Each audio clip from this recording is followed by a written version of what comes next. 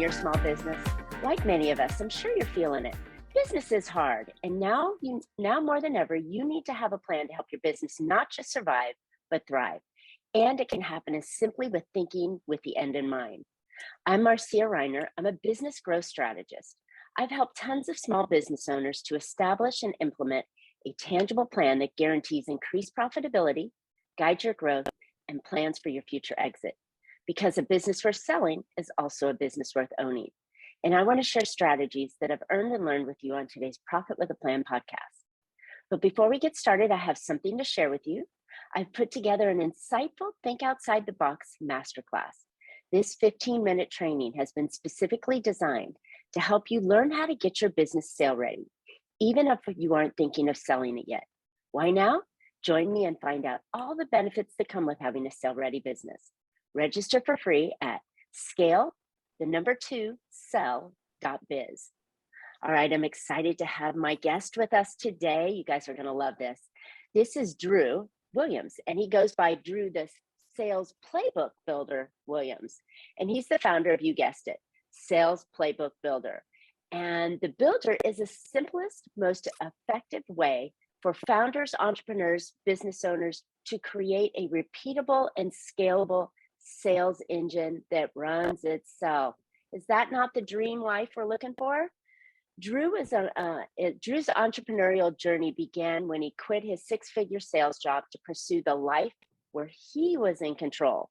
Since then, he hasn't looked back. Sales Playbook Builder is a very simple process to help that helps to extend all of your expert knowledge, lay it out in a simple process that anyone can pick up and follow. And once you have your sales playbook in hands, you can safely let go of the reins and focus on the important stuff of your business. He's worked with dozens of founders and entrepreneurs, giving them the confidence and playbook to build a foundation for repeatable, scalable, and predictable sales, which every single one of us need. Drew, welcome to the podcast. Thanks for coming on. Well, thanks for having me, Marcia. Yeah, this is really great concept and conversation because I don't know, but you know, if you're anything like me, and I'm sure a lot of the listeners are feeling the same, not very many people like sales. They feel it's kind of icky and uncomfortable and forceful or not out of their own comfort zone. So, you know, this is a super topic for the audience, and especially as we're, you know, kicking up the second half of the year. Mm-hmm. And it's true. I think there's a little bit of a bad lens at which people see sales. And it's really interesting because I come from a sales background and like professionally, and now I work with entrepreneurs, helping them understand their own sales process. And a lot of times the first conversation we have is, okay, what's your sales process so we can document it and give it to somebody else so you can grow and thrive and eventually exit the business. And they say, well, I don't have a sales process. Like, I'm not a salesperson. And then I say, okay, well, have you sold anything before? Like, do you have any revenue at all? And it's like, yes. It's like, okay, well, then by definition, you're a salesperson and you have a sales process. You know, it's so funny. Sales is the business, right? We all came into our business for one way, shape, or form, whether it's a skill set or an idea or something we transformed, and then you have to sell it.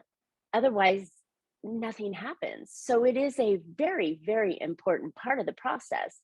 And I love the idea that you put it in the form of a playbook, so we know exactly what needs to happen so that it could be easier. Because when we have to think about something like, oh, what am I going to say on this call?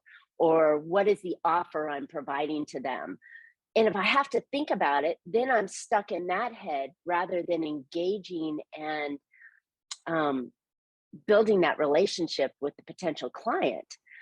So I think having it all kind of laid out is just fantastic. Yeah, well, and it's funny, you touched on two points that entrepreneurs and business owners run into, and one is this, like, the challenge of just building and hiding behind the scenes, of just building the business and like working in the business versus working on the business.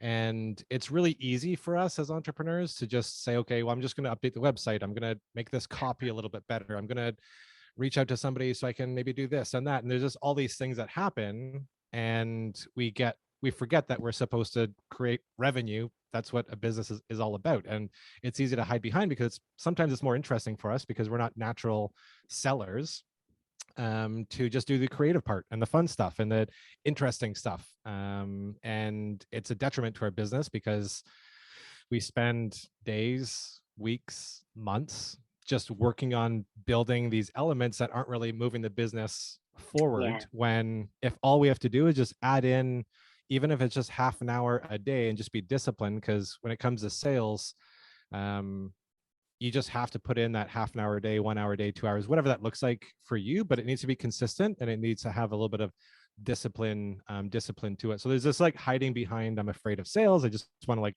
keep working on the creative stuff, which is always fun. And I love doing that too. And I'm at fault as well, even being a like professional seller as a trade. And then the other piece is like, okay, once I do want to sell, then what do I say? How do I say it? How do I reach out?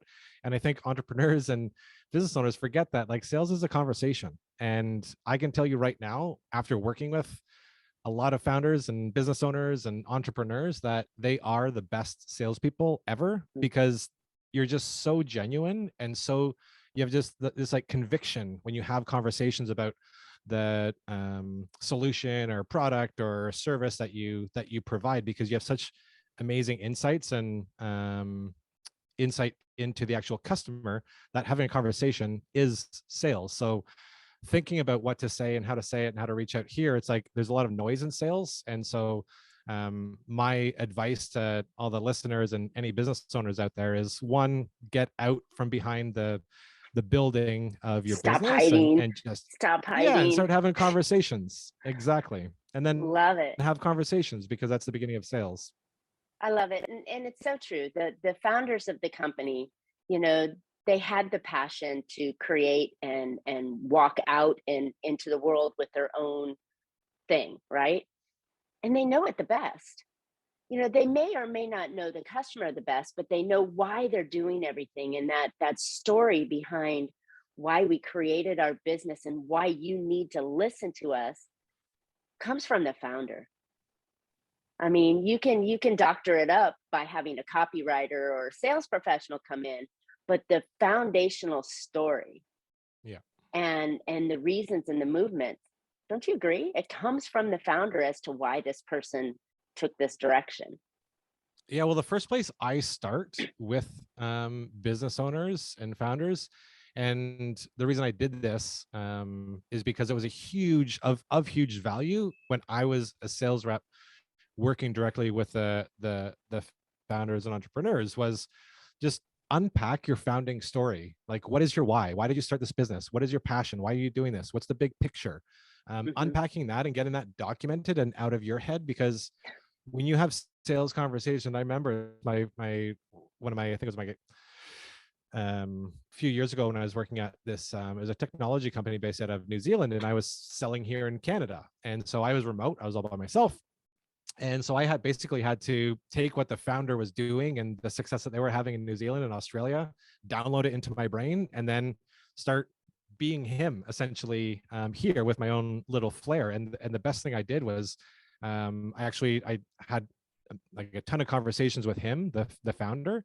And part of his story of founding the company was his mother and his best friend and his best friend's mother, because it was all about early childhood education. It was an app for early childhood educators. And so I had an opportunity to chat with the different moms and the founders, and I just created this story, this why. And it was one of the best selling tools that I had as a seller out there. It was the most influential and most persuasive and really empathetic and connected with the audience in a way that I couldn't do it if I didn't have that founding story. So if you are building out a sales playbook and you're starting the process for that, because you are thinking at some point of bringing on a sales rep or someone to do sales for you, definitely start with documenting your founding story. And you don't just have to write it. A great way of recording it is just record it. Like, open up video recording software, whatever you want, QuickTime or Vidyard or Loom, and just talk about why you're doing it. And that's a great training tool for your rep. And that founding story is beyond supportive for any new team members. Well, it makes great sense for the team members and the founder to get it out, because everything trapped in your head is gonna literally die with you. So, that's the beginning part of processes. But if you think about it from the buyer's side, they want to connect with who they're buying with, unless they're buying a pen or a widget or something that they buy on a repeated process and it's very commoditized, or one done and I'm never going to see you again. Oftentimes the buyer wants to connect with you because buying it's an emotional decision, right? For Mhm. start, and then Well, they want to buy we into base it this by logic. story.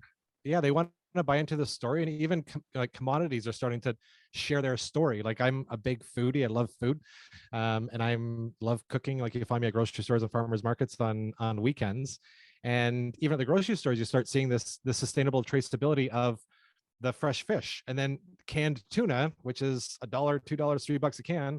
Now you can actually have a QR code and trace that back because they're telling a story of what that is. And it's even more important when it is a professional service and when you're either a solo entrepreneur or doing it yourself, to share that story, because people definitely you definitely have to provide value and back up what you're claiming, but people definitely want to connect and invest in businesses that they connect with and that they believe in.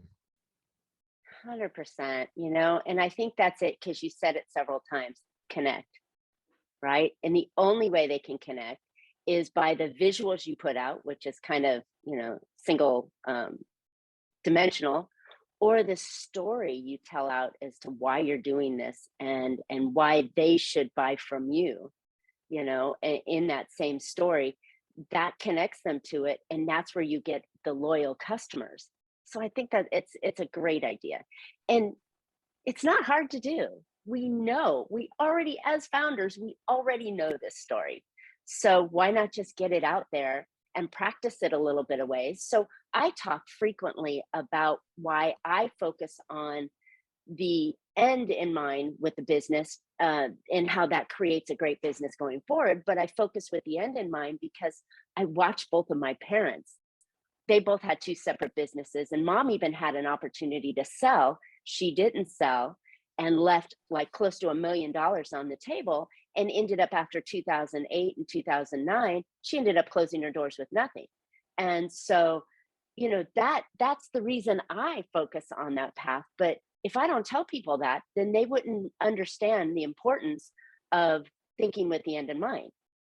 And when you think with the end in mind, it really highlights the importance of building processes and playbooks to support the business, because my saying is process scales. Yes, 100%. And you 100%. need to build in processes and playbooks, because that's what scales, and that's what scales a business. And you need to unlock what is in your head and get it into playbooks and processes so that somebody else can execute that. Because when you start bringing on people, whether it's sales or any other function, you think of when you look at jobs, right? There's job descriptions. It's like you're going to come into this company and execute this job description. And so what we need to do as business owners is create those job descriptions through process and playbooks, so that we can create something that somebody else can come in and execute. And it's especially important in sales that we get that out of our head, documented into a playbook, so that when you do hire a salesperson for whatever stage in the sales process you're deciding to hire somebody, that they're able to execute a process that you have found successful. Love it. Yeah. It's super important. Scaling doesn't mean, and I love this term, I've been using it quite frequently. So y'all have probably heard it before, but scaling doesn't mean market domination where you're going to be Amazon size. Just note that you can't continue on a one person roadshow and ever expect to make your life easier or better. So you must scale and grow somehow. So that could be onesie, twosie, threesie people in the company. And everybody needs to understand where the company's going. And this playbook is just part of it, whether it's the entire business plan or just the playbook on sales. You still need to have the strategy and laid out. So I love this, super important. All right, so we talked about the founder story and the beginning and being able to tell that and how important it is to connect with folks. What else kind of goes into that playbook that makes it easier to make sales on a consistent basis? Yes, I think the easiest way to think of sales playbooks and what goes into sales is, and this is after understanding the founder story and documenting that piece. The next thing I work on with clients is understanding the sales process. So we talked earlier about if you've sold something, if you have some revenue, then you have a sales process, but that needs to be unpacked. So Mm. literally, what we do is, and this is what you can do as an activity in your home or shared office space, wherever you are, is get a whiteboard, get a bunch of sticky notes, and go from left to right. And starting on the left is lead generation, marketing. This is kind of like where you're getting any of your leads. And you kind of work from left to right. And the furthest right is closed won, or implementation or support or customer success, whatever that is. And think of the different stages in between. So there could be lead generation, there might be discovery, there might be qualification, maybe you have a meeting, maybe there's a demo, maybe there's multiple stakeholder meetings. Depending on the price point, you might have a proposal that you send out, maybe there's a follow-up and a proposal call. So really unpacking these with each of these sticky notes to say, okay, let's unpack my sales process, because most people have never actually done that. It's in their head.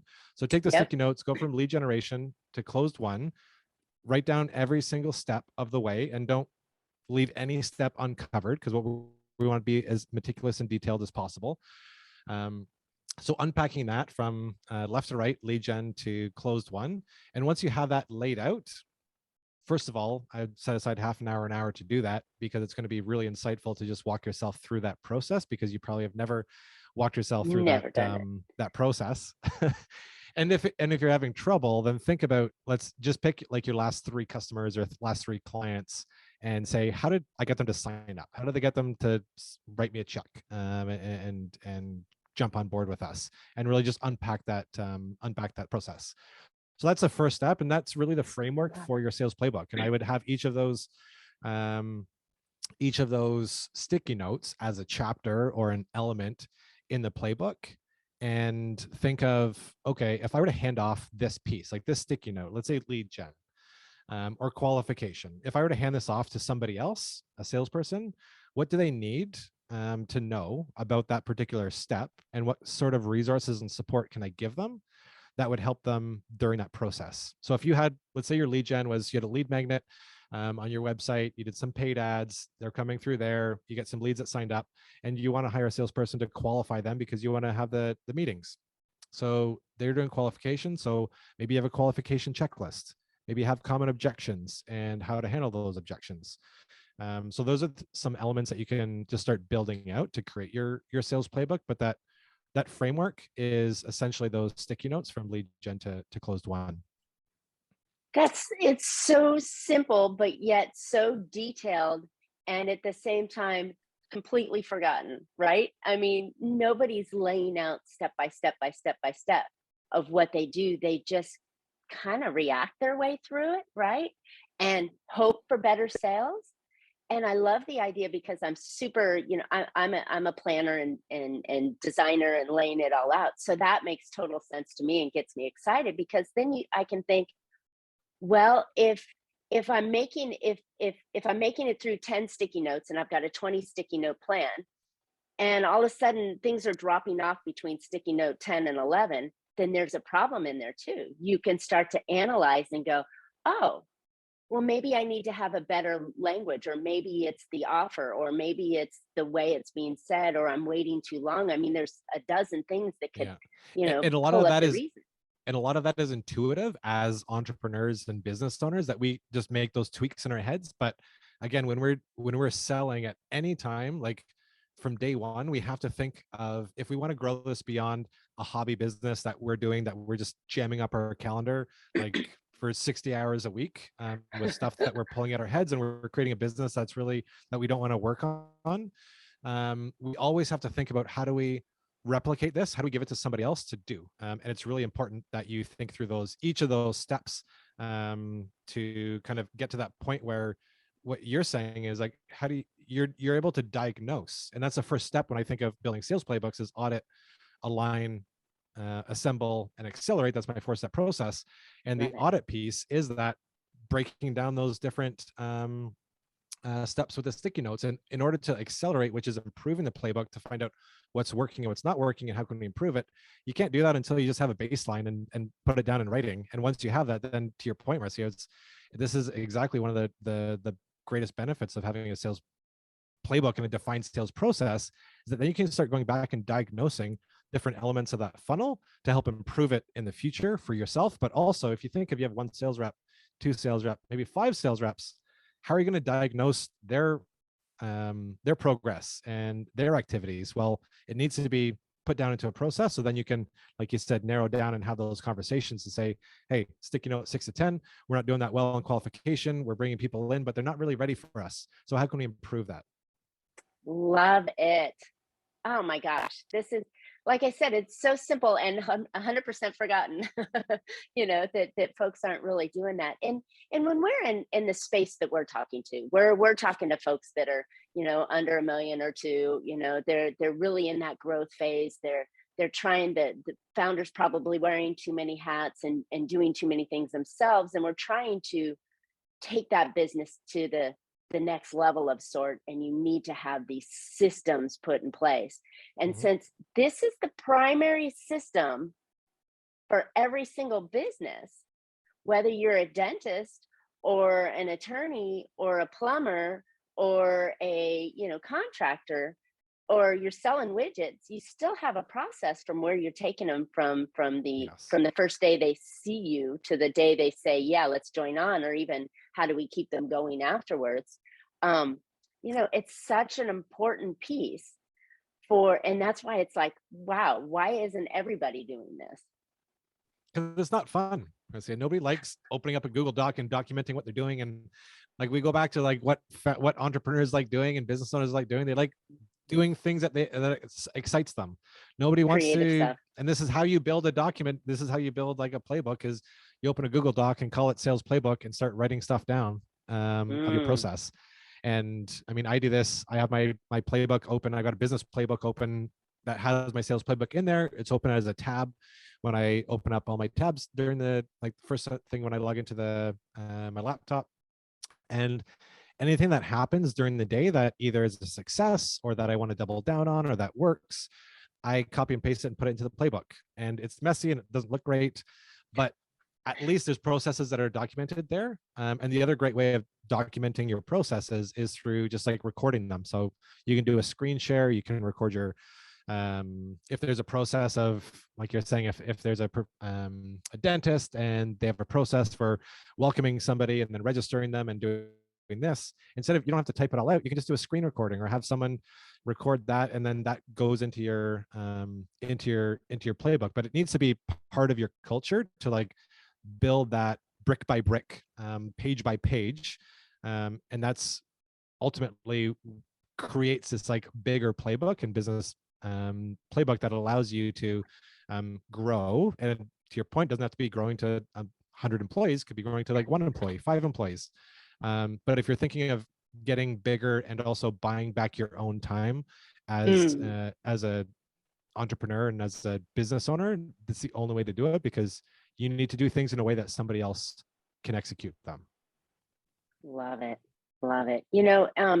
Something that you triggered on that I enjoy. So my thought is your business plan needs to have prime real estate on your desk, right? You need to reference it frequently to see that you're on track, whether it's weekly or monthly or quarterly, but it's not something you create and shelve it and come back in next January when you're planning your next plan. So I love that you have it on your desktop in a tab, so that you're constantly able to to go back and check, oh, what did I say? Did I say the right thing? Did I follow a step? Did I miss something? Or Mhm. that was a great success, let me add that to it. So it's a constant evolution, but it's a living document, right? It's Absolutely. And that's yeah, the it's biggest always going fallacy when on. people think of, I need to build a playbook or I need to build a sales playbook, is that if it sits on the shelf, it's a complete waste of time and nobody's going to use it, not you and not anybody else. It's a living and Right. breathing document. There's no finished playbook. That's the other thing too. And it's interesting when I work with business owners. They almost want something that's finished that they can just execute every single day and don't have to worry about ever adding to it or updating it. But that's the Because they complete want it done. opposite. Yeah, I, exactly. I have a client the same way. She's like, I just want this done. And I'm like, it's never going to be done. But it's, the structure and the pieces are all filled in, and let's improve it as we go. That's so Yeah, funny. it's a starting point and then it's a process after. It's always improving and always iterating. And that's when I draw out the sales playbook method of audit, align, assemble, and accelerate. It's in a circle and it's a continuum, because that happens all the time. It could happen in the same day, it could happen every month, it could happen every quarter, where you're always auditing your processes, auditing your enablement resources, bring it into the playbook, and then figuring out how to make it better. And that should happen all the time. And once you do have a sales team, then it's something you should put in as a cadence to continuously improve that at least every month, to just revisit the playbook to see what's working, what's not working. How do we double down on what's working, and how do we eliminate what's not working? And one of the best ways to do that is go through the playbook, and any process that you have as an entrepreneur, and just do like a red light, yellow light, green light assessment to say, Wow. red light meaning let's stop doing this, yellow light meaning let's revisit and talk about it, and green light meaning let's double down and continue this, because then you're pairing off what's not working and doubling down on what is working. And again, very simple language that anybody can follow, but absolutely necessary, because if you keep doing the same thing and expecting different results, isn't that the definition of insanity, right? So Yeah. you've got to come in and make tweaks to what you're doing. I like to, I'm not a sailor, but I've sailed a few times. So I understand that it's like you're always tweaking to get the best wind. It's not just set it and go and leave it. You're always trying to improve little pieces. And every business needs to continue to improve and innovate, or they're going to be left behind. Absolutely. And especially when you're talking about, like you said, at the point where you're getting to a million, just getting over a million to 2 to 3 million, and kind of wanting to get to that I'd say $5 million recurring revenue or annual recurring revenue point. And that's why I love working with business owners at that stage, because I don't like going in and kind of doing the same thing over and over and over and over and over again. I like being a little bit different, tweaking, A/B testing, all that sort of thing. And that's the fun part and exciting part about being a business owner and also being a seller for companies at this stage, is that you're always learning and always iterating, whether it's Hmm. messaging, whether it's the perfect customer, getting this right, getting that right. There's all these like tweaks, and you're always learning and getting better and experimenting on sales calls and trying something a little bit differently, trying a message a little bit differently, maybe reaching out to a bigger customer that you never thought, or a bigger client that you never thought you'd get, and just shooting for the stars and trying a certain messaging and seeing if it works or not, because you don't get that flexibility when you're working in big Fortune 500 companies, where you just have to execute a certain job skill. So that's a fun part, and I definitely encourage, this is part of the fun part about creating a playbook and then improving and iterating, is just being able to experiment in the marketplace and getting that feedback. But then the important part is implementing that feedback as quick as you can, because that's what's going to allow you to grow faster. 100%. Those actions, the feedback that you get has to create a decision immediately. And that is a fun and scary part to being a not young in age, but a young in revenue Yeah. company. That it is always constant tweaks here. And I love the A/B testing. Let's try this, let's try that, let's go here, because you're trying to get a system so that you can easily continue the revenue without having to carry the weight of the world on your Mhm. back. And they say it's so much harder to get to your first million than it is to get to your second, third, and fourth, because you've already made it to the first one. Same with it's Yeah. easy to get to your, or it's hard to get to your first 100,000 and easy to get to your second, because you have these processes that you can now just scale and execute on. But if you don't write them down and put them in some sort of a playbook, then Yeah. you're working out of your out of right field, and just go hoping that, well, what did we do last time? What did you say last time to get them to buy? You know, to create and build on those successes. we need to have it in a playbook. And Yeah, the sales portion is the heartbeat of your company, right? absolutely. Yeah. I mean, there's so many times where I've actually, and again, we want to be efficient as business owners. So the more efficiency we can create for ourselves, the better. So I think of like when I document a process or documenting something that I did. So if I had a LinkedIn message that's been working, then I'll document that in the playbook and I'll repeat that over and over again. And that takes so much time, like that frees up so much time because I'm just able to say, instead of thinking about what to say, I open a playbook into LinkedIn messaging or Outreach, I copy and paste it and put it in, copy and paste it, and put it in. And it just frees up so much time for me. And then when I bring somebody in, they can go and execute that. But this idea of, again, this is like freeing up our own time to work on bigger projects to expand the business more. So we can work on the business and not work in the business. So documenting not just helps future salespeople, but I always think of it as like my like professional Drew or like my tomorrow Drew. So when business owner Drew wakes up tomorrow, what would he just be super happy to have? And it's like he would love to have the day laid out and some messaging already there. So I'm going to do some work today, maybe at the end of the day, and build out those pieces so that when I wake up tomorrow morning, business owner Drew wakes up, puts his hat on, and he's got the day lined up for him. And thanks the previous day, Drew. I love it. I love it. Good idea. We have plenty of versions of ourselves, and I'd love to thank the yesterday's Marcia for the great job of making it easier for me today.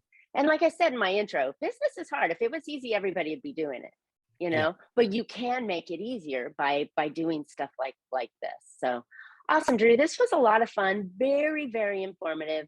And you made it so simple that anybody could start thinking about this and implementing it today in their business to grow.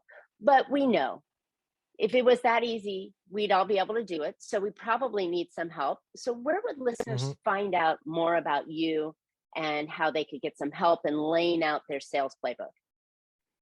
Yeah, so two places. One is on LinkedIn. So if you just go on LinkedIn, find me, Drew Williams, or put in Drew Sales Playbook Builder Williams, you'll find me there. And I'm always creating content, running some kind of like 5 minute coaching calls around different elements of the sales playbook. So it's a great place there. And also part of my mission is to empower business owners to create their own sales playbook if they want to do that and make it as easy as possible. So if you go to salesplaybookbuilder.io /sign up, there's a free resource which is a free sales playbook template and also Oh, has a guided sales playbook design.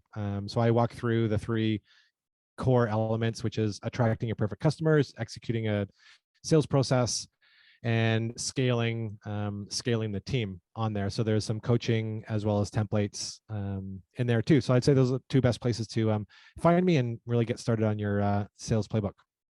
love it. Lots of value there. And to get that foundation going, I think it's great. And like I said, this is sales is the heartbeat of your company. You better be focusing on that. And what better way to do it is to lay out all the processes and systems so you can be better. And then eventually or currently you can train your team to be better and help you leverage that to grow and scale. So awesome stuff. Like it. All right, listeners, I hope you found an idea or two to put into your business that will help you be more profitable.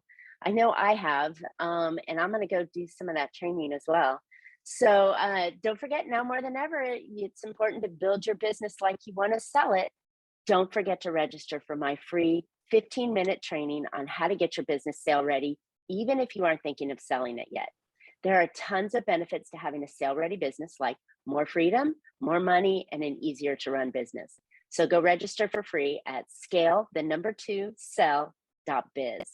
And you don't want to miss this class. As always, Drew and I would love to hear your questions and feedback. Tell us what you found to be your best lane in your sales process, or maybe even your worst lane in your sales process that you would like some help with. And just share it with us in the comments so that way we can help you and respond back. And don't forget to subscribe. You don't want to miss future podcasts. And as always, you can catch Profit with a Plan on any of your favorite podcast players. We're looking forward to more great profitable information on next week's show. So until then, make your plans and profit with them. Thanks so much.